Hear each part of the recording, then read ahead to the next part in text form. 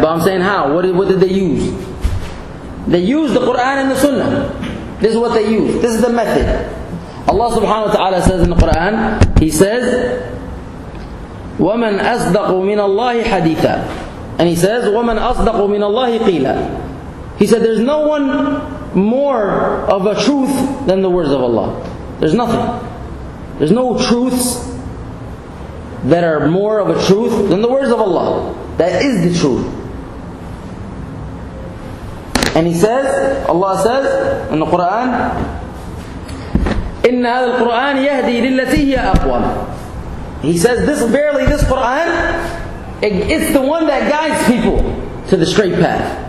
Verily, it is the words that guide people to the straight path. He used Quran. That's why the da'wah of Ahl Sunnah wal Jama'ah, this is actually pretty good if you want to write it down. Shaykh Br Abu Ibraheem, my shaykh, mentioned to me, he said, if you want to know a description of a person that's telling you the truth or not, or one type of characteristic, or how you should say, method that he'll use, is he'll call people, and this is what we do. This is what the Prophet Muhammad did. This is what the Ahl Sunnah wal Jama'ah did. All of them. You call people from the Quran and Sunnah to the Quran and Sunnah. That's it. I use the Quran to call you, and I'm calling you to the Quran. I use the Sunnah of the Prophet Muhammad as a hadith. I use it to give da'wah to, from, or from, to. Right?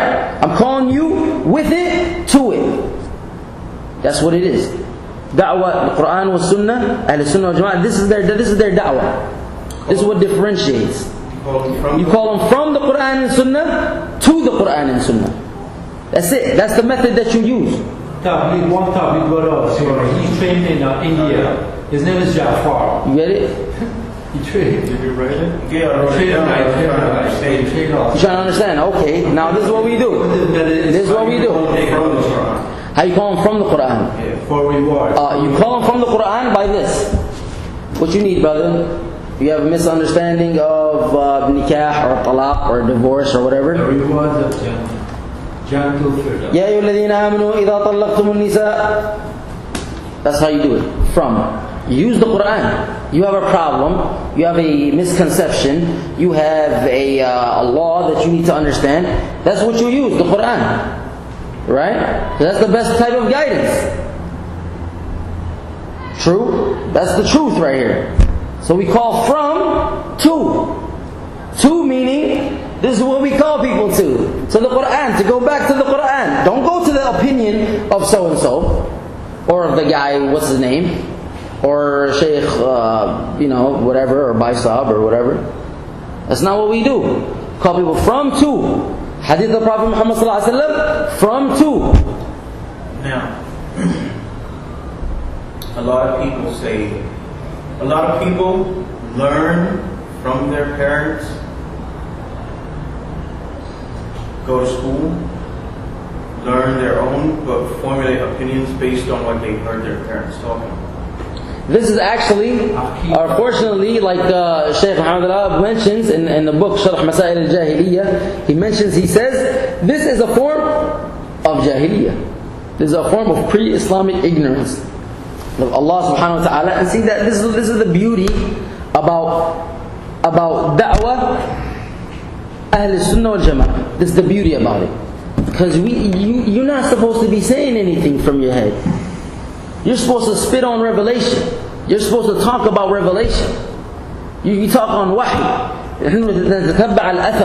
That's what we do. We follow the footsteps of our righteous predecessors that use the same methods. We use the Quran. That's why when you asked me the question that you asked me right now, which is what? Which is they go back to the ideologies of their forefathers. We go back to what? We go back to the Quran. This is another example of what you asked earlier. We go back from, right? From the Quran to the Quran. Allah subhanahu wa ta'ala says in the Quran about the people of Ahl al-Kitab, meaning the Jews. He says what?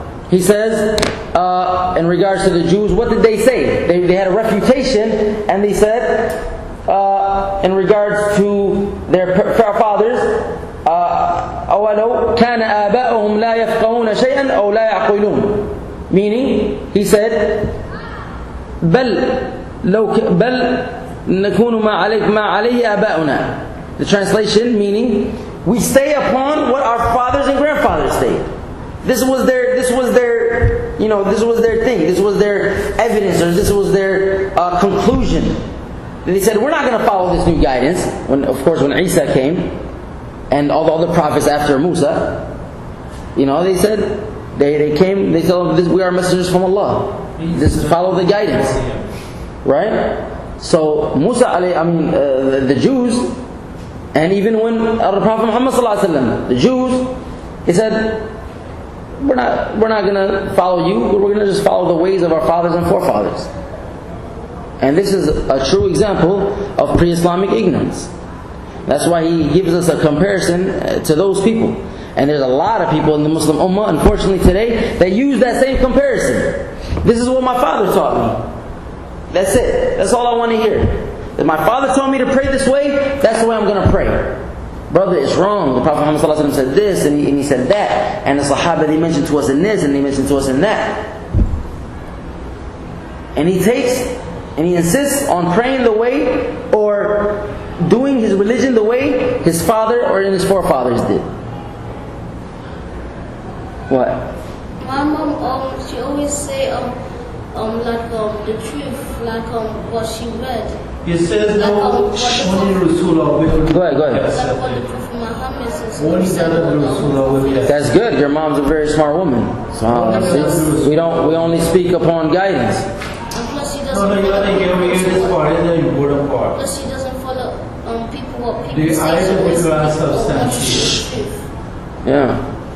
that means she doesn't follow. Nah, that's good. That's good. She always follows the evidences. Listen to this, the ayat of the Quran substantiate only of the Rasulullah will be accepted. I'm going to tie you up. And I'm talking about the four mazhab here, the four mazhab, Imam, Ali, Malik, Hanbali, Shafi, and Abu Hanifa. Abu Hanifa. Okay. Alright, hey, listen. They talk about Rasul. Hey, remember the sab'ah that I told you They about? talk about the Rasul. You have to remember The them. Rasulullah is Alright? substantiate. Next time you tell me something, you have to remember the sab'ah first. Okay? Comrade, don't try to be impossible. Okay. No, it's not impossible. You should know them. No, what I'm telling you, the Quran substantiate that for the four mazhab, the Rasulullah is the example for the four mazhab. Right. Go ahead. Basically what I was going to say was that even when somebody, so basically, because what I'm trying to understand is, even when somebody tells you that something is coming from the Quran and Sunnah, he should show it with evidences. He should pull the Quran and he should recite the ayah to you, Right. and tell you where he found it, Or tell you where he found it. and give you hadiths that explain it with the context and the situation where it happened. Great. That's basically what great. I'm trying to understand. That's basically what we're trying to say. Is we take it back to the source. You know, when you're writing a paper, Yeah. what do you have in the back?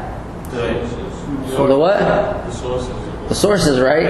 And if they're illegitimate sources, what does their instructor do? Throw it out. She throws it out. It's illegitimate. It's that's it. It's garbage. It's probably plagiarism.